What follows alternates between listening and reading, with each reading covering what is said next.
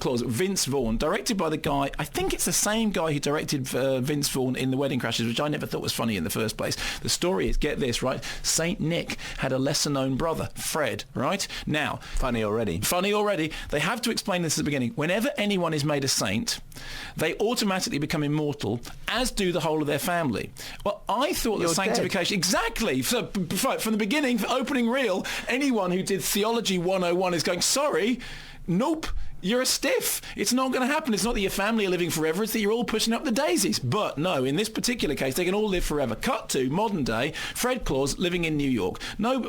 Chicago, at some faceless city. Nobody says... Interestingly enough, he hasn't aged in hundreds and hundreds of years. Nobody points out that he is basically a vampire. Nobody points out this is a horror movie waiting to happen. So Fred Claus, downtrodden brother, needs to borrow some money. So rings up his brother, Father Christmas, who can lend him some cash. Father Christmas has money? When did that happen? Father Christmas isn't in the monetary system. Father Christmas is Father Christmas. Anyway, so he then goes to the North Pole and learns through the wonder of the movie the magic of Christmas. Now bear in mind, this is Vince Vaughn. Vince Vaughn, who really should know better, learning about the majesty of Christmas in Fred Claus. Look, guys, we gotta make as many presents as we can in the next 10 hours. Fred, it's Christmas Eve. It's impossible. We just can't build that many toys in that time. The rule says that every kid gets a toy. So what would be the easiest toy to make? One for boys and one for girls.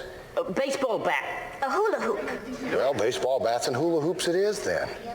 Charlene, do you think it's possible we can make enough gifts to meet our quota? It is, but Fred, that's not what the kids asked for. Yeah, but all that matters is that each of the kids get a toy. That they all have something that they can open when they wake up in the morning. Most importantly, that they all know that there's somebody out there who's thinking about them. You guys have never missed a Christmas before. If you guys are going to go out this year, you're going to go out trying. I mean, honestly, it was all you could do to stop sicking in the aisles. And you think this is disgraceful. How dare he? I mean, Is it obscene? Pardon me? Is it obscene in the original Greek sense? In the original Greek sense, it really is. It's just absolutely... Well, a number of things are grotesque about it. Firstly, it exists in that horrible Hollywood version of, of the Christmas town, which everything looks like the set of Scanners. It's really plastic and weird and creepy and freaky and strange and not nice. And Dudley Moore in Santa Claus the movie has got a lot to answer for, because ever since that film, remember the tagline, "You believe a man can fly," which was like a postmodern gag about Superman. And then we had the Santa Claus with Tim Allen. And then we had, it's really this whole new Jingle All the Way, these kind of, postmodern Christmas movies. Hey, we can all enjoy them together because the kids can see the mythology and the parents can wink, at the Vince Vaughn jokes. It's just grotesque. Now, the other thing that I have a problem, badly written, badly acted, badly directed, really sicky and horrible and nasty, and does demonstrate that probably Christmas has been overtaken by Satan, and and he and his minions are slowly planning an attack on all Western culture, and we are going to drop down into the bowels of Hades because of films like this. Yes, that is true. That's really true. The other thing that I have a problem with is that breaking news, by the way? What breaking news? Satan has taken over Christmas. We're all going to hell in a handcart. Okay. Hell in a handcart was the woman who married Tim Burton. There is another problem with it, and I'd be interested to know what people's response are to this. This may be just me.